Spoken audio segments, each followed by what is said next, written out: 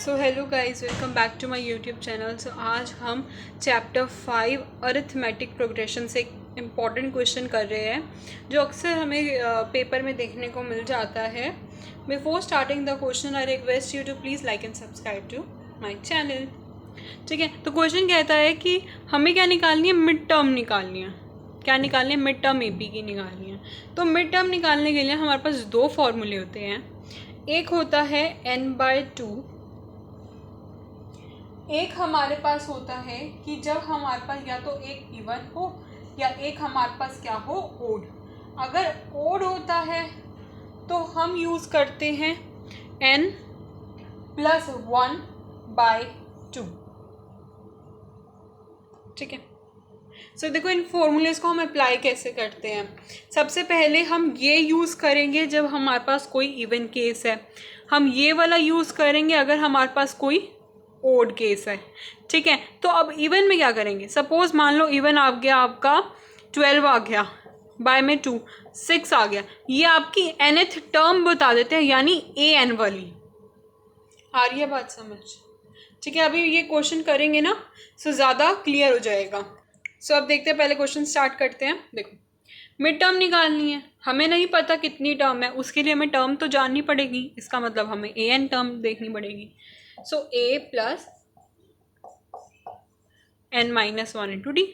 अब a क्या है हमारे पास 2, d क्या है हमारे पास, देखो 6 में से 2 गया 4, और an टर्म या फिर जो लास्ट टर्म होती है वो 106 है।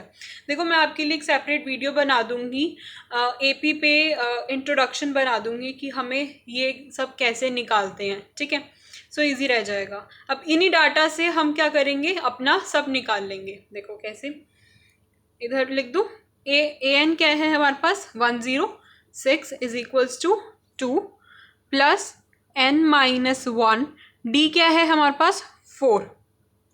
ठीक है ना। अब मैं इसे यहाँ साइड से रब कर रही हूँ। सो मैंने ये सेपरेट लिख लिया। अब देखो 106 इज इक्वल्स टू, पहले यहीं से ही हम सॉल्व कर लेंगे। ठीक है, सो 106 इज इक्वल्स टू क्या आ जाएगा, -2 प्लस 4n, -2 इधर आ जाएगा तो 108 हो जाएगा। अब ये डिवाइड हो जाएंगे, 4 1 ज़ा 4, 4 2 ज़ा 8, 2 बच गया, 28 आ गया ना। सो ये आपके पास आ जाएगा ये। ठीक है, एक सेकेंड, ये देखो अब आपको दिख रहा होगा 27 हमारे पास आ गई n की वैल्यू। ठीक है, सो ये हमारे पास 27 तो n की वैल्यू आ गई। और मैंने अभी बताया था जस्ट कि जब हमारे पास ओड होता है तो हम उसके लिए फॉर्मूला यूज़ करते हैं। सो ये होता है फॉर्मूला। अब n है हमारे पास 27 प्लस 1/2 इज 28/2 इज 1414। ठीक है, सो यानी ये जो है आपकी टर्म आ गई, आपको a14 निकालना है, यानी a प्लस 13d। ठीक है, यही निकालना है। अब a की वैल्यू 2 है और 13, a की वैल्यू 2, 13 ये रहा, d क्या था 4। ठीक है, अब मैं इसको देखो कैलकुलेशन कैसे करूँगी ताकि मेरी मैं 2 कॉमन निकाल लूँ, 1 + 13 बच जाएगा, यहाँ पे भी 2 आ जाएगा। अब मैं फिर से इसे क्या लिखूँगी कि 2 और 1 + 26 यानी 27।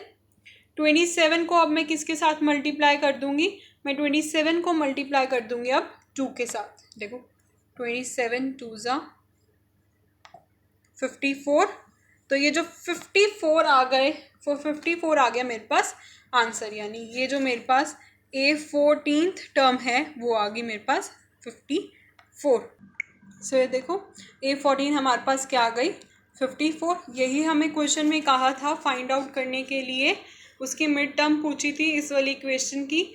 सो हमने सबसे पहले हमने अपनी nth टर्म निकाली, nth टर्म जो आ गई हमारे पास 27, और फिर उसकी मिड टर्म क्या हो गई 14 हो गई। तो हमने सिर्फ 14 की जो हमारी nth टर्म आई थी वैल्यूज़ पुट करी, आंसर आ गया 54। सो यही हमें क्वेश्चन में कहा था प्रूफ करने फाइंड आउट करने के लिए। So thank you very much.